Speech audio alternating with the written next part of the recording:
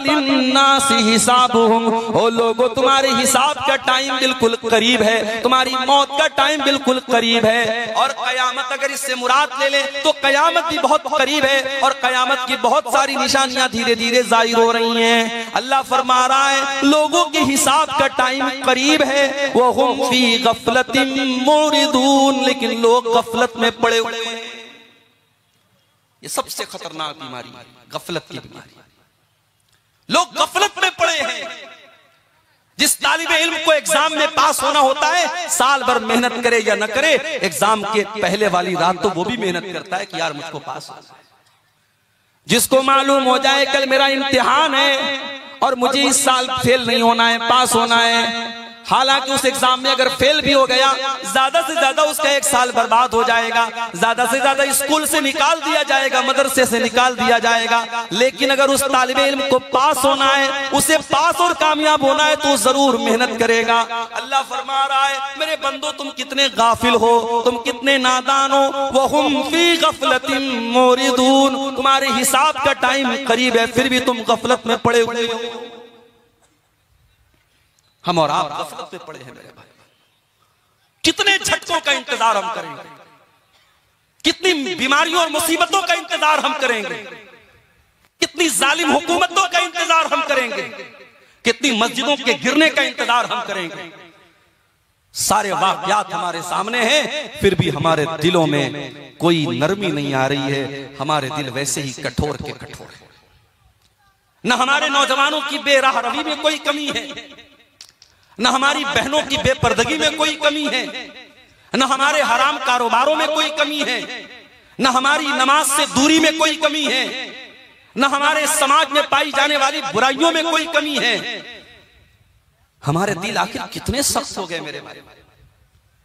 कुरान करीम के पहले पारे में अल्लाह ताला ने यहूदियों का जिक्र करते हुए फरमाया तुम कसत कुलूबुकुम मिन बादि ज़ालिका फहिय कल हिजारति औ अशद्दु क़स्वा। ऐ यहूदियों तुमने इतने ज्यादा गुनाह किए कि तुम्हारे दिल पत्थरों से भी ज्यादा कठोर हो गए, तुम्हारे दिल पत्थरों से भी ज्यादा सख्त हो गए। व इन्न मिनल हिजारति लमा यतफज्जरु मिनहुल अनहार। ऐ यहूदियों पत्थर तो कुछ ऐसे भी होते हैं उन पत्थरों में से नहरें जारी हो जाती हैं, उन पत्थरों में से पानी निकलने लगता है। व इन्न मिनहा लमा यशक्कु फयखरुजु मिनहुल मा। कुछ पत्थर तो ऐसे भी होते हैं वो फट जाते हैं, उनके अंदर सुराख हो जाता है और उसमें से पानी रिस रिस करके निकलने लगता है। व इन्न मिनहा लमा यहबितु मिन खश्यतिल्लाह। और कुछ तो पत्थर ऐसे होते हैं जो अल्लाह के खौफ से झुक जाया करते हैं। मगर ऐ यहूदियों तुम इतने बड़े गुनहगार हो चुके हो, इतने बड़े अल्लाह के मुजरिम बन चुके हो कि तुम्हारे दिल तो उन पत्थरों से भी ज्यादा गए गुजरे हो गए। कुरान ने यहूदियों के बारे में कहा, मगर आज अपने दिल को टटोल के देखो मेरे भाई, आज हमारे दिल भी कुछ कम सख्त नहीं। इतनी बड़ी बीमारी पूरी इंसानी तारीख में जिसकी मिसाल नहीं मिलती, जिसने पूरी दुनिया को ठप करके रख दिया हो, जिसने खाने काबा में तवाफ को रोक दिया हो, जिसने मस्जिद हराम के दरवाजे बंद कर दिए हो, शायद पूरी इंसानी तारीख में ऐसी बीमारी बहुत रेयर आई होगी। इतनी बड़ी बीमारी हमने और आपने देखी, उसके बाद भी हमारे दिलों में कोई फर्क नहीं आया। वजह क्या है मेरे भाई, इसका सबब क्या है? कुरान करीम हमें बता रहा है इसका सबब है गफलत की बीमारी। तुम्हारे दिल गाफिल हो चुके। अब सवाल ये पैदा होता है ये गफलत की बीमारी क्यों है और इसका इलाज क्या है। और आज मेरी तकरीर का टॉपिक ये है कि गफलत की ये जो बीमारी हम सबको घेर चुकी है। रमजान का महीना भी आ रहा है, आएगा और चला जाएगा, और मुझे मालूम है समाज में एक बड़ा तबका ऐसा है रमजान के आने से उसे कोई फर्क नहीं पड़ता। उसे तो ये फिक्र सताने लगती है कि अरे यार अब रमजान आ गया, अब 15 घंटे 14 घंटे भूखे रहना पड़ेगा, अब सुबह सहरी करेंगे, शाम को इफ्तार करेंगे, दोपहर का खाना नहीं मिलेगा। उसे चिंता इस बात की हो। जबकि रमजान का महीना आता था, अल्लाह के प्यारे नबी खुश हो जाते थे, सहाबा खुश हो जाते थे। आप अल्लाह के नबी सल्लल्लाहु अलैहि वसल्लम सहाबे किराम को खुशखबरी दिया करते थे, अताकुम रमजान शाहरुन मुबारकुन शाहरुन युफ्तहु फी अबवाबुल जन्ना। आप सहाबा सहाबा से कहते थे, मेरे सहाबा देखो बरकत वाला महीना आ चुका है, रमजान का महीना आ चुका है जिसमें जन्नत के दरवाजे खोल दिए जाते हैं, वतुगलक़ु फी अब्वाबु जहन्नम, और जहन्नम के दरवाजे बंद कर दिए जाते हैं, वतुगल्लु फीही मरदतुश शयातीन, और शैतानों को कैद कर दिया जाता है, फीही लैलतुन खैरुम मिन अल्फि शहर, और इस महीने में एक रात ऐसी है जो 1000 महीने से बेहतर है। नबी तो खुश होते थे, सहाबा तो खुश होते थे, इस उम्मत के बेहतरीन लोग दुआएं करते थे, रमजान के आने के 6 महीना पहले से दुआ करते थे, अल्लाहुम्मा बल्लिगना रमजान, अल्लाहुम्मा बल्लिगना रमजान, ऐ अल्लाह हमें रमजान तक पहुंचा दे। और जब रमजान आता था उसमें इबादत करते थे, तरावीह पढ़ते थे, कुरान पढ़ते थे, रोजा रखते थे, इबादतें करते थे, तो रमजान के बाद 6 महीना वो अल्लाह से दुआ करते थे, अल्लाहुम्मा तक़ब्बल मिन्ना रमजान, ऐ अल्लाह हमने जो रमजान में इबादत की है तो उसको कबूल कर। उनकी नजर में ये वैल्यू थी।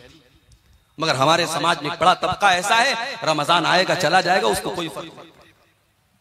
माफ करना मेरे भाइयों, अगर अल्लाह तबारक व तआला ने सन 1445 हिजरी का रमजान का महीना हमें और आपको दिया है या देने वाला है, ये हमारी बहुत बड़ी खुशनसीबी है। हमें से बहुत सारे लोग ऐसे हैं पिछले रमजान को हमारे बीच में थे, इस साल नहीं है। अल्लाह को प्यारे, अल्लाह ने हमें एक और रमजान दिया है। और यहां पर आप वो हदीस अपने सामने रखिए, इब्न माजा की सही रिवायत, हजरत तलहा रजी अल्लाह ताला अन्हु कहते हैं कि नबी के दौर में 2 लोग इस्लाम लाए, एक साथ इस्लाम लाए, और उस दो भाइयों में से एक भाई बहुत मेहनती था, दीन के काम में आगे आगे रहता था, दूसरा कुछ कमजोर था। जो मेहनती भाई था वो अल्लाह की राह में शहीद हो गया, और जो कुछ कमजोर था वो 1 साल के बाद अपनी नेचुरल डेथ उसकी हुई, और नेचुरल तरीके से तबई तौर पर उसकी मौत हुई।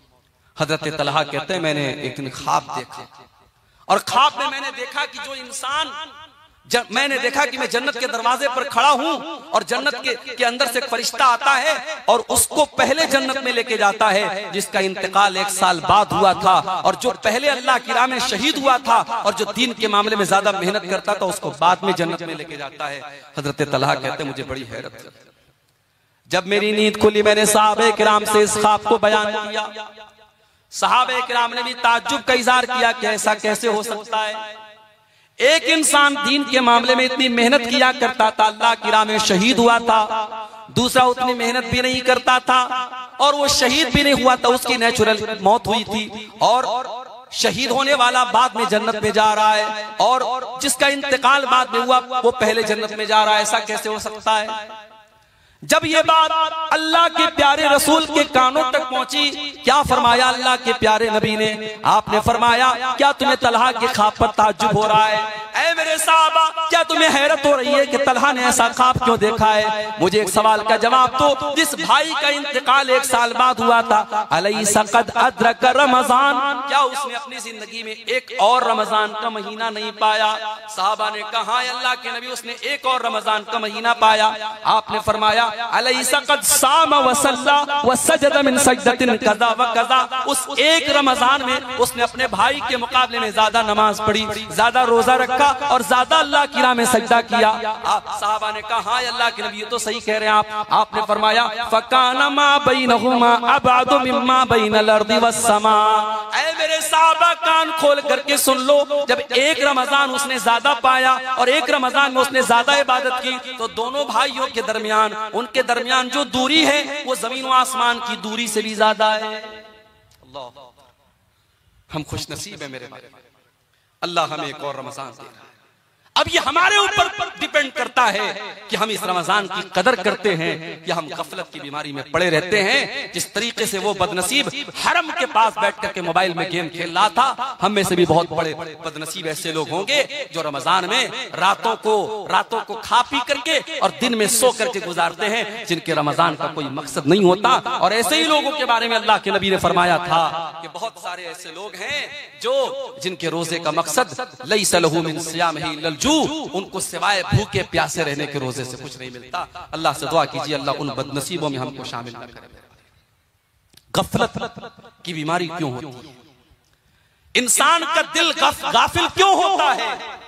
तो नोट कर लो पहली वजह, इंसान का दिल गाफिल तब होता है जब इंसान अल्लाह ताला से नावाकिफ होता है, जब इंसान अल्लाह ताला को जानेगा, उसकी सिफात को जानेगा, उसके बारे में जानेगा, उसका दिल कभी गाफिल नहीं होगा।